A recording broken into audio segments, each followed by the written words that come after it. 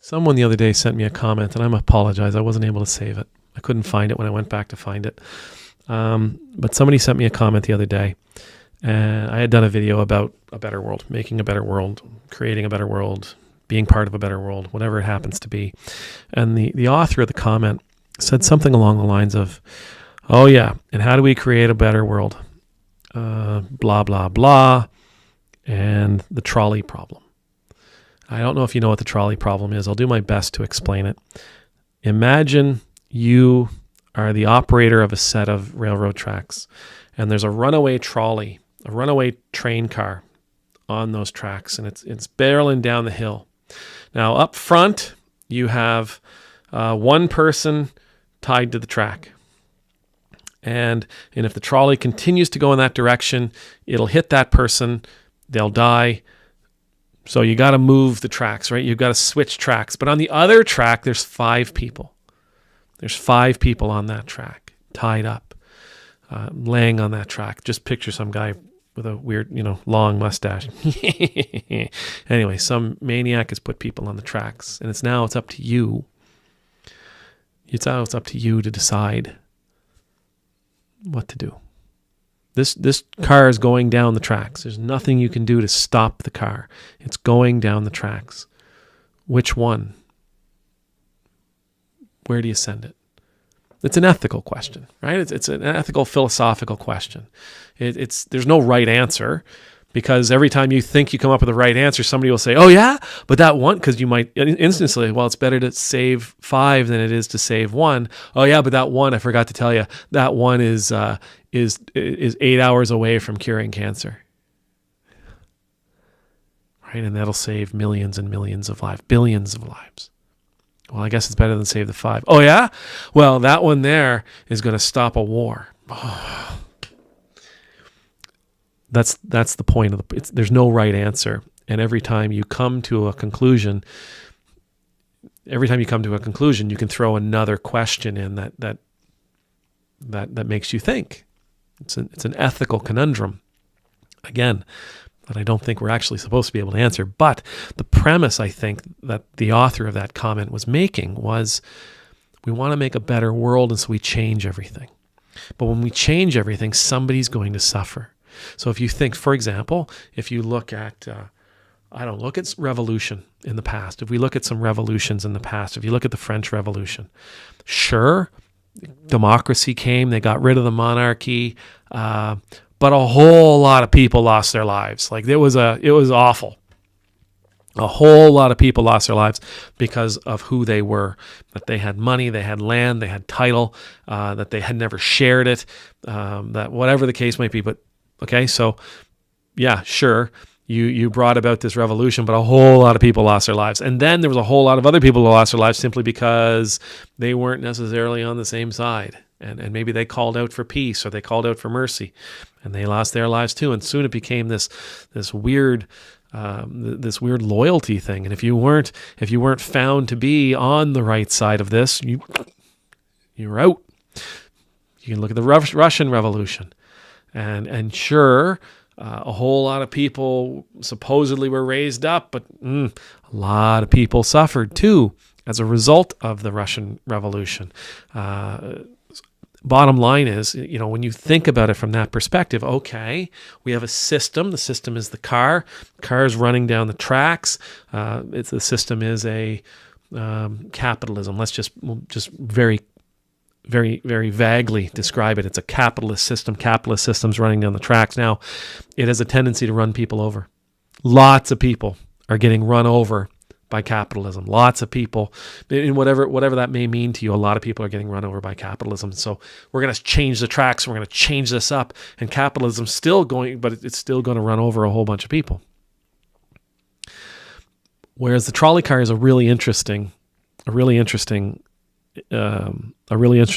ethical conundrum to think about. Not all change is like this, right? Not all change has to result in people being harmed. Not at all. Not all change has to result in people being harmed. It's certainly to the point where they're losing their lives, or they're being run over by the new system. Not really. I mean, if you think about, for example, in right now, one of the big things that people are talking about is the division of wealth, and that right now there's a huge amount of wealth coming from the middle and lower class to those of wealth. That there's a big shift happening, that the rich are absolutely getting richer. So let's say, and I don't have an answer for exactly how this would work, but let's say we made a change to our tax laws. And I'll pick on Canada because we actually tried to do this, and the Liberal Party and the Conservative Party were both surprisingly on the exact same side of this one, and they said no. As a matter of fact, they said, hell no, we are not going to do this, and the motion was defeated. It was an NDP motion, but without getting into it, let's say here in Canada, we decided we were going to create a wealth tax. And we're going to put that wealth tax in place. And if we put it in place, it would generate enough income to maybe obliterate child poverty in our country. Okay, and for what it's worth, that's what they were hoping to do, and that's what it might have done. It was going to impact. The law was going to impact about 130 families in Canada. It was going to impact, of the 36 million people that live here, it was going to impact 130 families. And it would have generated something like $2 billion a year. And those families still would have been profiting. They still would have been making a profit. So let's say we're going to put a wealth tax in place, and that wealth tax is going to, it's going to grab some tax revenue from the uber rich in order to help out with some social safety net somewhere, in order to give people a fighting chance, in order to provide for the least of these in our community. And you might say, well, yes, but you're harming them. No, we're not. You got to remember what harm actually is. Harm is, to harm someone is to let them go hungry. To harm someone is to force them to go hungry, to make them go hungry. To harm someone is to take away their hope. To harm someone is to make them to have to decide between their medication or heating oil. Right? That's harming someone. That's putting someone in harm's way. A wealth tax is not harming them, because their lives really aren't going to be impacted. They're still going to be able to buy their food. They're still going to be able to buy their cars. They're still going to be able to put fuel in their oil tanks. They're still going to be able to buy their medication. They're still going to be able to send their kids to private schools. They're still going to be able to wear the nicest clothes, to buy the designer labels. Their life really isn't going to be all that impacted. Yes, they won't have as much, but they won't suffer as a result of it. See, the thing is, we can make change in this world. We can absolutely make change in this world. We can bring about change in this world. We can create it, foster it, plan it, nurture it. We can make it happen. And we can do so in a way that people won't suffer because of it. It is possible. It's absolutely possible. And for what it's worth, where it starts, I believe, is when we who have are willing to let go. When we who have are willing to let go of what we have to some extent. When we who have are willing to be appreciative for all that we have. And that we're willing to recognize all that we have is more than what we need, significantly more than what we need. And when we're willing to do that, and again, the Gospels are filled with these stories. Jesus tells these stories left, right, and center. Right? Yeah, you have great wealth. You have more than you need. And it's the story of the rich man who has the abundant harvest, right? You have more than what you need, and you're going to build a barn. You're going to build an extra barn for all the extra that you have, even though your life's going to be taken from you tonight.